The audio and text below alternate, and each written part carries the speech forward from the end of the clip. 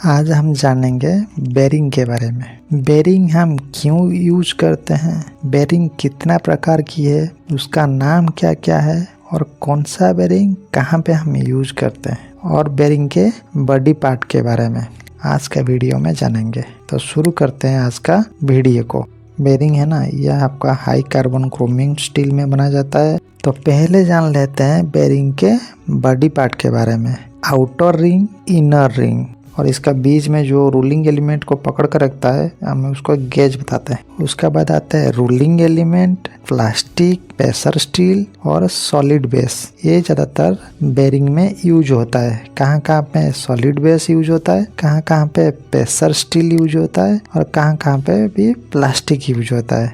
और सारे जगह में आपका बेरिंग का outer ring, inner ring compulsory रहा हो। पहले जान लेते हैं बेरिंग के ऊपर कितने प्रकार फोर्स पड़ता है। जब आप शाफ्ट घूमता है तो बेरिंग के ऊपर ज़्यादातर दो प्रकार की लोड आता है। एक रहता है आपका एक्सिल लोड, दूसरा रहता है रेडियल लोड। जब आपका शाफ्ट घूमता है एक साइड से जो लोड पड़ता है बेरिंग के ऊपर उसको हम बताते हैं एक्सिल लोड, और जो ऊपर से जो लोड आता है उसको हम बताते हैं रेडियल लोड। बेरिंग दो प्रकार की होता है, एक है फ्रिक्शन बेरिंग और दूसरा है एंटी फ्रिक्शन बेरिंग।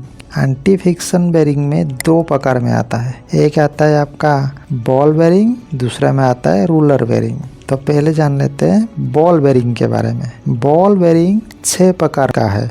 तो एक नंबर में जो आ रहा है आपका सिंगल रो बॉल बेरिंग। ये जो बेरिंग है इसमें आप देख पा रहे हैं एक लाइन में आपका रूलिंग एलिमेंट व बल होगा। सबसे ज़्यादा स्पीड को मेंटेन करने के लिए हम ये बेरिंग को यूज करते हैं। स्मॉल पंप और स्मॉल मोटर में ज़्यादातर यूज होता है। दूसरा नंबर का जो बेरिंग आता है डबल रो बॉल बेरिंग। आप देख पा रहे हैं इसमें 2 लाइन में बल है, इसलिए हम इसको बताते हैं डबल रो बॉल बेरिंग। और ये ज़्यादातर आपका जो सिंगल रो बेरिंग है उससे ज़्यादा रेडियल लोड को ये झेल सकता है, और ये भी ज़्यादातर स्पीड के लिए हम इसको यूज करते हैं। मोटर और आपका पंप सेट में हम इसको यूज करते हैं। तीसरा नंबर पे आता है एंगुलर कंटैक्ट बेरिंग। ये जो बेरिंग है आपका एक्सेल लोड को झेल सकता है। आपका सिंगल रो बेरिंग और डबल रो बेरिंग वो आपका रेडियल लोड को झेल सकता है, और ये जो बेरिंग है आपका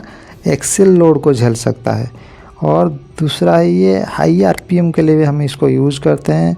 मोटर पंप में ज़्यादातर ये यूज होता है। सेल्फ अलाइंग बॉल बेरिंग ये सबसे ज़्यादा यूज होता है प्लांट में। ये जो बेरिंग है ये आपका थोड़ा बहुत अलाइनमेंट इधर उधर होगा तो ये खुद एडजस्ट हो जाता है। ये ज़्यादातर रेडियल लोड को ही झेल सकता है, एक्सियल लोड को नहीं। टर में हो, गियर बॉक्स के पास में जो शाफ्ट में लगता है वहाँ पे भी दिखेंगे, और आपका पंप सेट का पास में जो शाफ्ट लगता है वहाँ पे भी दिखेंगे आप ये बेरिंग। ये सबसे ज़्यादा बेरिंग यूज होता है। ये ज़्यादातर आप हाई आरपीएम के लिए हम यूज करते हैं। जहाँ पे लोड थोड़ा कम आएगा और स्पीड हमको ज़्यादा चाहिए वहाँ पे हम सेल्फ अलाइंग बॉल बेरिंग को यूज करते हैं। 5 नंबर में आता है आपका थ्रस्ट बॉल बेरिंग। देख पा रहे हैं आपका इमेज में इसी तरह 2 साइड में आपका बार रहेगा, बीच में आपका रूलिंग एलिमेंट रहेगा। ये जो बेरिंग है आपका रेडियल फोर्स और एक्सियल फोर्स को, 2 तरह का फोर्स को ये झेल सकता है। और दूसरा ये हाई आरपीएम के लिए भी यूज होता है। Deep groove ball bearing. आप जितना बेरिंग देख रहे हैं 1 से लेकर 4 तक दिखेंगे आप, ज़्यादातर हम इसको स्पीड के लिए यूज़ करते हैं। कोई एक्सियल लोड को झेल सकता है, कोई रेडियल लोड को झेल सकता है। और जो आपका 5 नंबर बेरिंग है ये आपका 2 लोड को झेल सकता है। मगर ये जो आपका 6 नंबर बेरिंग है ये बेरिंग आपका ये हाई स्पीड आरपीएम को भी झेल लेता है और लोड को भी झेल लेता है। इसीलिए ये भी जो बेरिंग है हम ज़्यादातर कंप्रेसर मोटर में यूज करते हैं। उसके बाद जो आता है रूलर बेरिंग। जिस तरह बॉल बेरिंग में रूलिंग एलिमेंट है बॉल, रूलर बेरिंग में रूलिंग एलिमेंट है रूलर। और जहाँ पे ज़्यादा आरपीएम चाहिए हम बॉल बेरिंग लगाते हैं, और जहाँ पे ज़्यादा लोड चाहिए हम रूलर बेरिंग को फिट करते हैं। रूलर बेरिंग में पहले आता है सिलेंडरिकल रूलर बेरिंग। ये जो है आपका शॉर्ट फुल फॉर्म में हम इसको बताते हैं CRBS।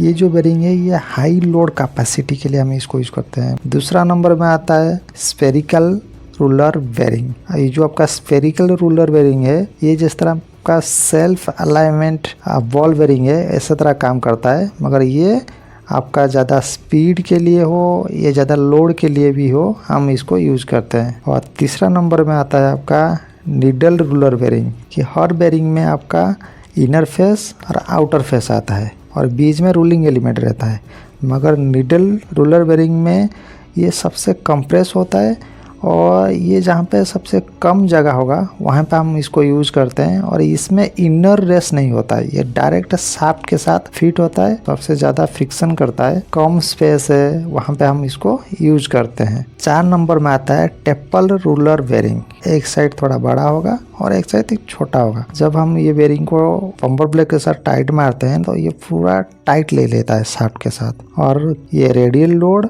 और एक्सेल लोड को भी झेल सकता है अच्छे तरह से। जब इसका ऊपर एक्सेल लोड आता है, कोनिकल शेप के वजह से ये लोड को ट्रांसफर कर देता है, इसके वजह से बहुत अच्छे तरह से एक्सेल लोड को झेल सकता है। ये है आपका एंटी फ्रिक्शन बेरिंग। अभी आ गया फ्रिक्शन बेरिंग। 1 नंबर में आता है फ्लूइड बेरिंग। जिस तरह आपका एंटी फ्रिक्शन बेरिंग में पहले रहता है इनर रेस, उसके बाद रूलिंग एलिमेंट, उसके बाद आता है आपका आउटर रेस।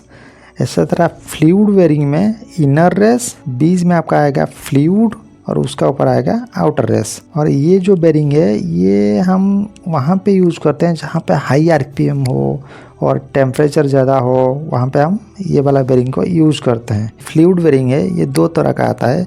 एक रहता है हाइड्रोडायनामिक बेरिंग और दूसरा रहता है आपका हाइड्रोस्टैटिक बेरिंग। हाइड्रोडायनामिक बेरिंग आपका फ्लूइड पहले से भरा हुआ रहता है आपका, और देखेंगे आपका जो आउटर रेस है और इनर रेस है, बीच में फ्यूल रहता है। जब हम इसको शाफ्ट के साथ फिट अप करते हैं, जब शाफ्ट ज़्यादा आरपीएम से घूमता है, फ्यूल है आपका बेरिंग का आउटसाइड और इनर साइड के बीच में गैप क्रिएट करता है, जिसके बदौलत शाफ्ट है वो अच्छे तरह से घूम पाता है और ज़्यादा फ्रिक्शन भी नहीं होता है। और सेकंड है, ये जो बेरिंग है ये हम ज़्यादातर यूज़ करते हैं टर्बाइन में। हाइड्रोस्टैटिक बेरिंग में क्या है, ये सेम है, इसमें फ्यूल हम एक पंप के जरिए से भेजते हैं। जो पहले जो बेरिंग था वो उसमें क्या है, फ्यूल पहले से आता है, मगर इसमें हम फ्यूल एक पंप के जरिए से बेरिंग तक भेजते हैं। उसका बाद जो आता है प्लेन बेरिंग।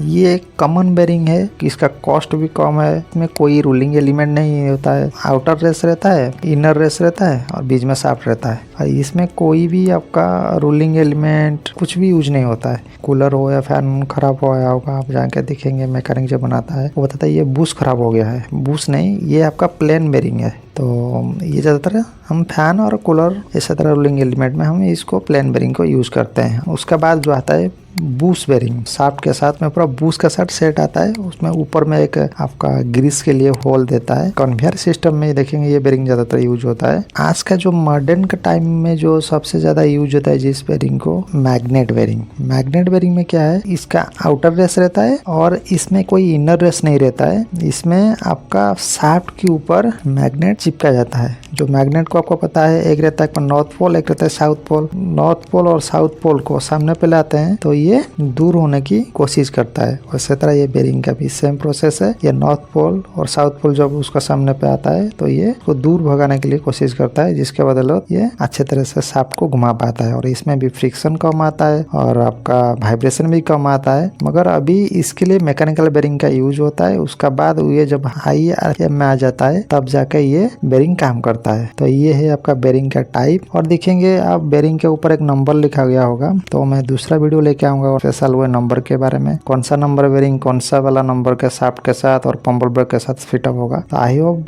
आज के वीडियो में जो आपका कंफ्यूज था बेरिंग के बारे में, कितना टाइप का बेरिंग है और कहाँ कहाँ पे यूज होता है, वो दूर हो गया होगा। फिर मुलाकात होगा दूसरा वीडियो में, तब तक के लिए विदाई दीजिए। नमस्ते, जय जगन्नाथ।